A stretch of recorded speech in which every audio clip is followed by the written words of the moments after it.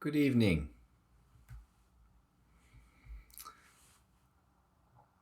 So tonight I am going to do part 3 of this Kali Yuga talks.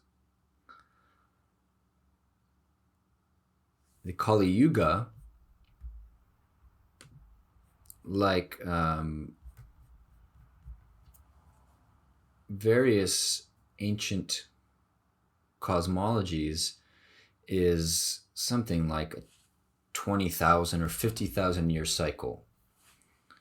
And this idea comes from the Vedas that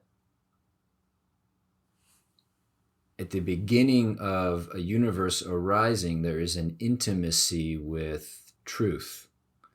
And that gradually, as things develop, the individual, because the cultures get further and further away from truth, become more and more distant. And Kali Yuga is the apex of that we are at the apex of alienation. One of the ideas around that is that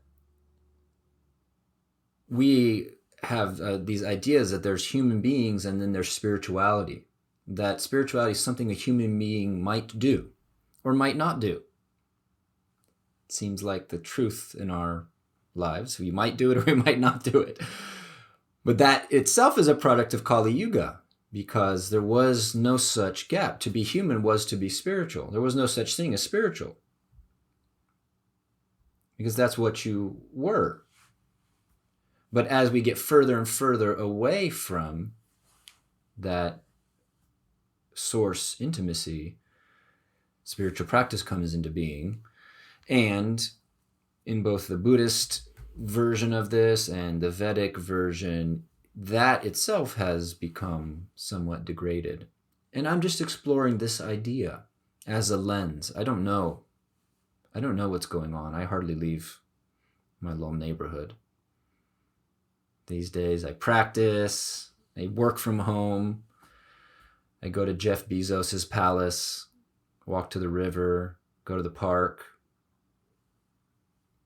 This is a good universe. I don't know if there's a Kali Yuga, but sometimes I think there really is.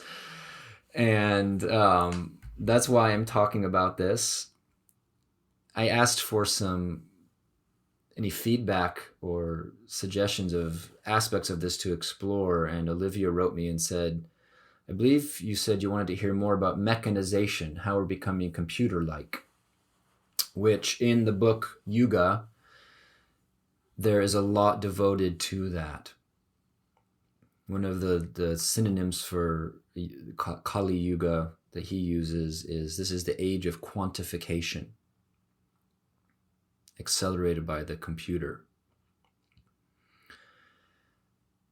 My ideas aren't super well organized tonight, so we'll see how it comes out.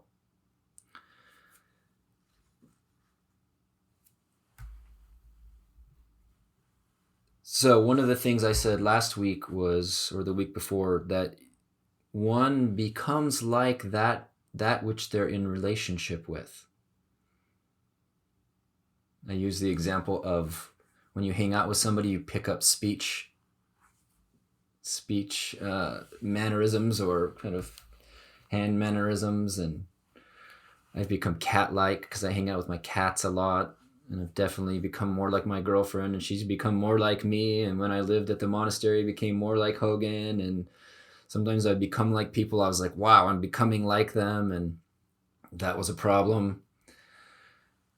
So we interact so much with machines and with computers that we are becoming like them. And we don't even have a choice around that.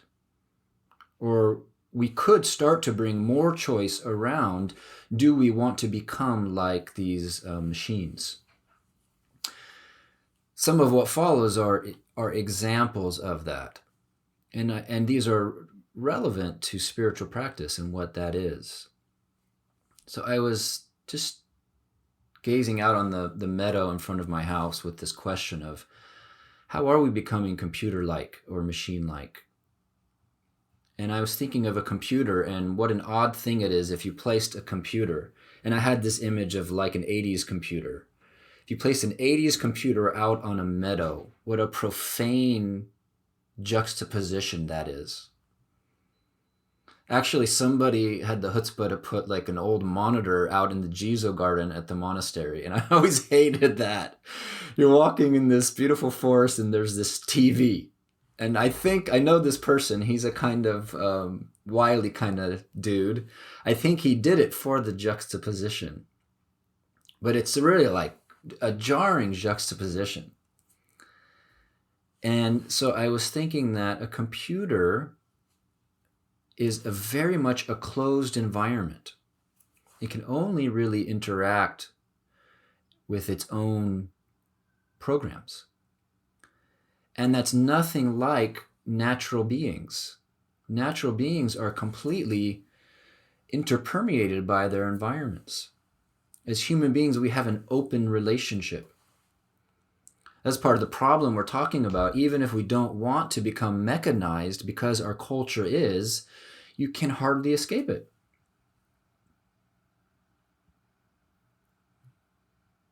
Who goes hiking without a phone in case they get lost? For example, computer comes with you even in the so-called nature experience. So just that image of the box that is completely self-referential and cut apart from its environment.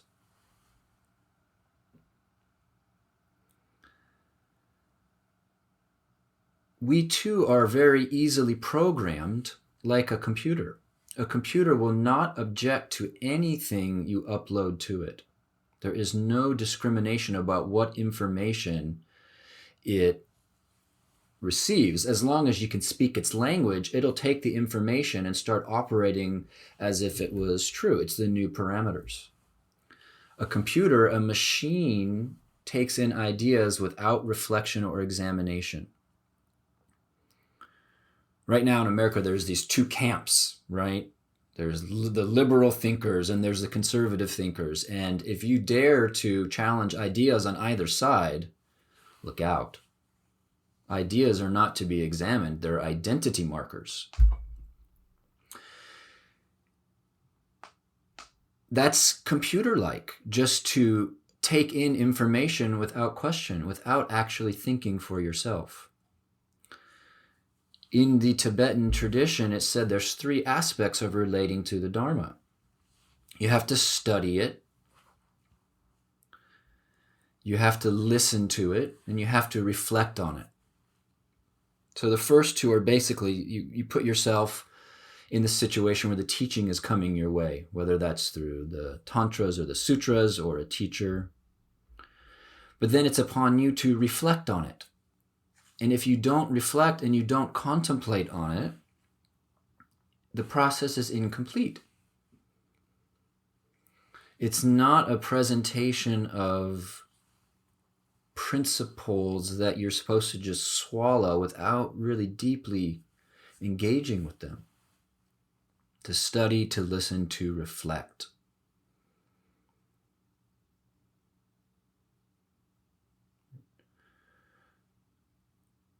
But the machine age presents us the soundbite, the post, whatever form it comes in, the media capsule, in such a way that it doesn't demand that we reflect on what's being presented to us.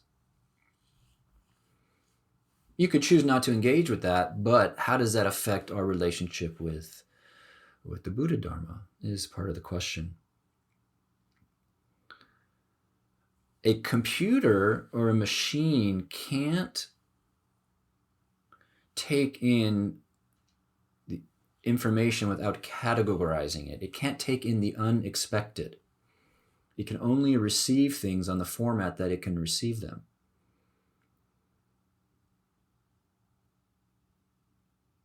And categorization, my teacher talks about something called the tyranny of the rational mind. If we can't immediately make sense of it with our current conceptual paradigms, we tend to reject it. One of the purifying and empowering elements of something like koan study is it will not give you rational toeholds all the time. It challenges you to open up another faculty. It challenges you to engage with something that is not easily categorizable, that you don't expect.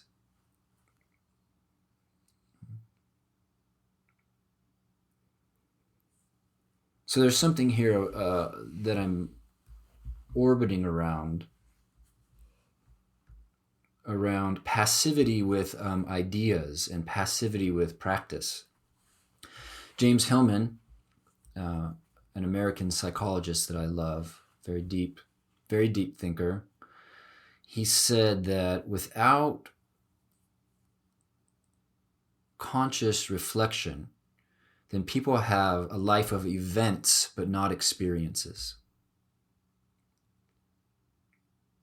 The things just happen to you, but without deep thinking and without the slowness, a life that leaves room for reflection. You don't have experiences. You just have events that just move through you and don't actually impact or change one. And then it leaves you hungry to be changed. You wanted the vacation or the whatever to change you, to really impact you. But all it was a series of events because, well, reflection doesn't make any money. Right? It doesn't fit in the quantified time is money scheme. And so we tend not to do it. Or the I'm recovering from my time is money scheme self-care thing. Doesn't fit in that.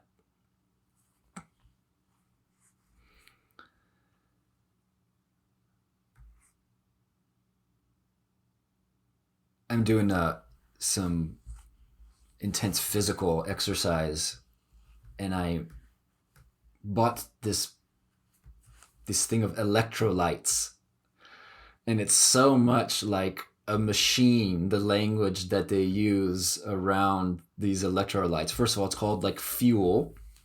The company is a lab. It's optimized for my performance. Right? It's all like as if I am a robot. I'm a robot, and I'm going to put in these awesome chemicals to be one of the best robots. A robot that can really compete with other robots. Do you know what neurohackers are? Does anybody here follow that kind of stuff? There's this,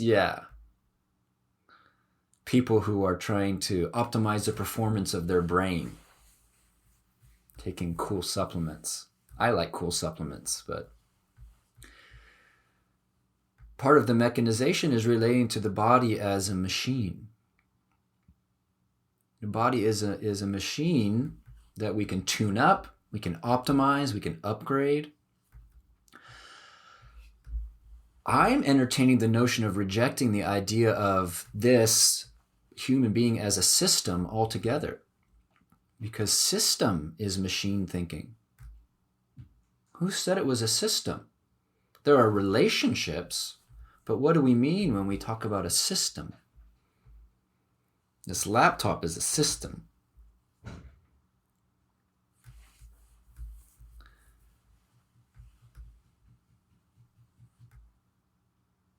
Now, the body-mind relationship in Buddha Dharma, if you study and practice carefully, you would see that to clarify what that relationship is the same as awakening. It's not what what's taught about the reality of the body mind. We could understand it conceptually, but the experience would be a profound shift. And what's presented as the experience of the reality of the body mind is that, well, the body is mostly mind. The body is slow mind. It's densified mind.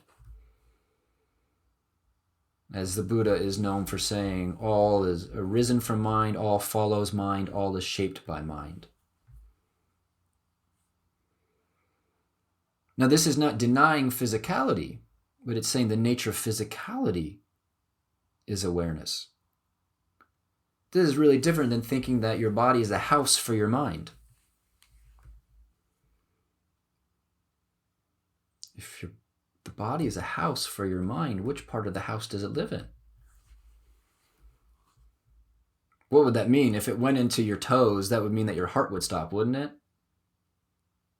There's all these kinds of very interesting logical arguments. For example, if you're interested, you could find things like this in the Shurangama Sutra about the location of the mind, or ways in which logic was employed to show, to break down some of the notions we have.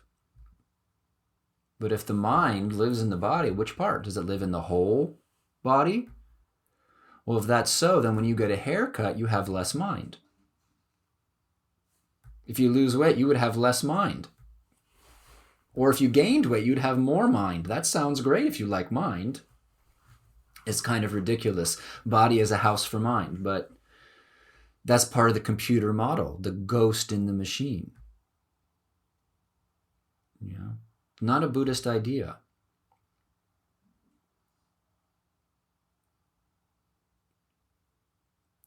To articulate something of the Buddhist idea, the body is an expression of the mind.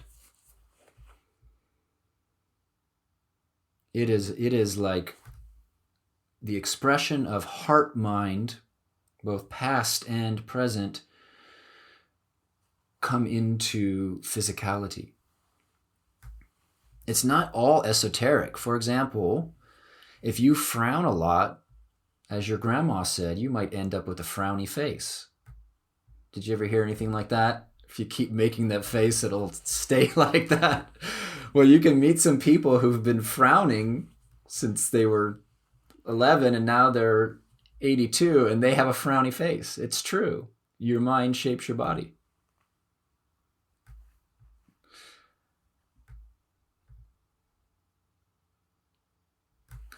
So we're conditioned by machines.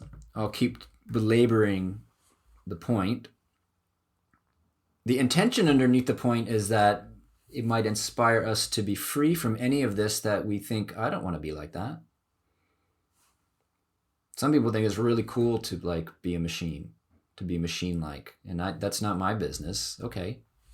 I don't want to be like that. The age of quantification. In our Dharma practice, how much am I getting from this comes in. Is it net positive? Right. I return to this point. I think this is important because to transfer from a transactional to a devotional relationship means we outgrow how much am I getting from this. The paradox is we're blessed by the Dharma when we do it without that notion operating. It's a pickle. Yeah.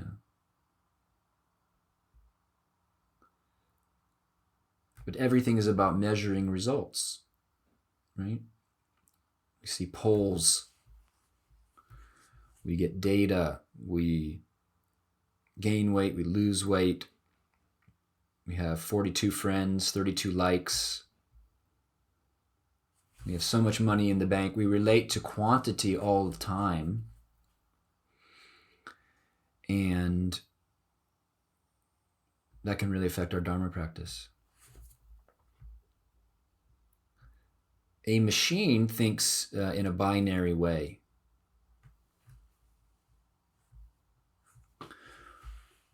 Things are either or.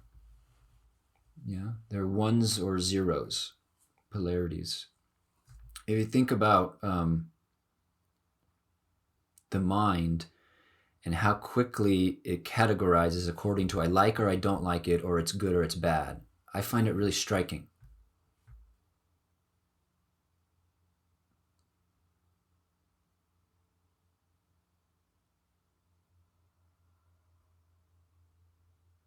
How was your day? Oh, it was good.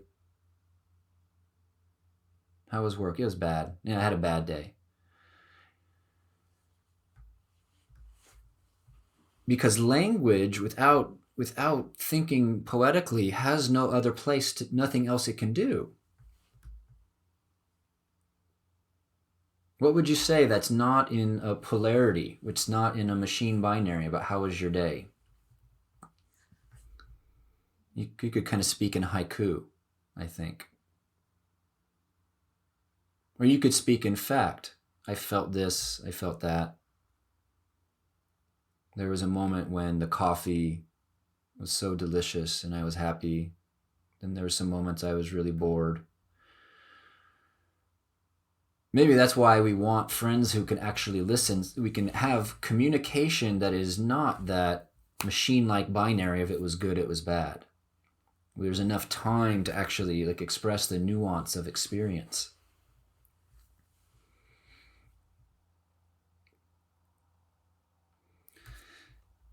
So the last point about a machine is the tyranny of efficiency.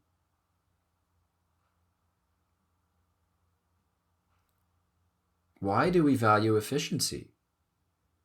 Why is it important to get a bunch of stuff done?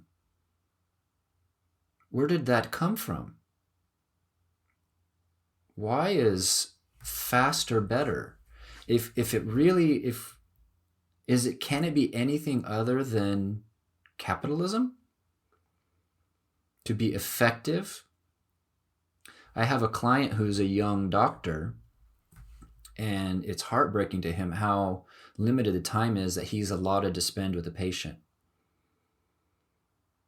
It's become increasingly corporatized medicine. So that is a sign of Kali Yuga, that the place of where tenderness and human connection should be maximum is a place where quantification is prioritized. And therefore, what he experiences is that people come in and say, Doc, I don't want to hear anything about my life. Here's the pill I want. I already researched it. Can you write me a prescription? Can you give me something I can put in my machine to make it better? Forget about my relationships to life that are causing this illness. So speed, efficiency. Yeah. The fast food era. Everything is a reflection of everything else. One thing that's frustrating for me is if I'm not amped up on caffeine, in conversations, I will often take time to think about a response. But some people think I'm ignoring them, or that I've disconnected, but actually I just don't always have a snap response. I'm just letting what they said land. I'm just feeling what I might respond with. If you're a slow thinker, or you float in the space of your own being, you don't have an internal rush, people nowadays might find that rather odd.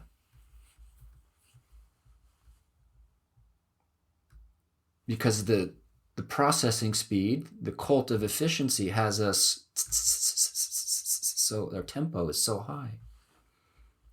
Right. I read a long time ago Gary Snyder talking about what he saw in Zen in Japan, and it was related to efficiency. He was living in a Rinzai monastery. This was, I think, the 50s or the 60s. It was before the personal computer. It was still the age of the machine. And there was some daily task at the monastery he noticed was done very inefficiently. And he couldn't understand. He realized, if they would just pour the buckets here and do it like this, then it would go much smoother and they'd get a lot more done. And he brought it to the monks and the abbot, and they looked at him like he was just the strangest person. Why would we want to get it done faster?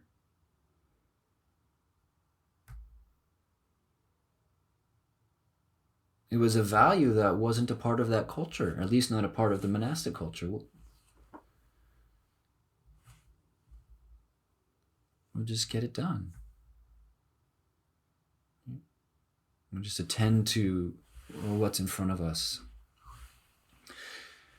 Machines almost never get tired. I learned that recently, that my phone can overheat, but all I have to do is put it under a blanket for a few minutes and it will continue functioning.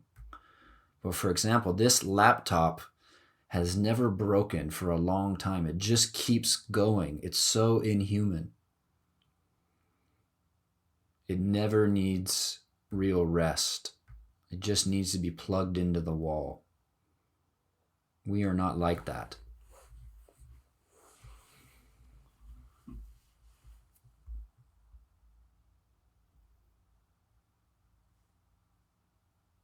So I hope there was some Dharma in there tonight. I don't know if there was, but maybe there's a remedial aspect of Dharma that's just reclaiming some basic humanity that has been eroded by modern times.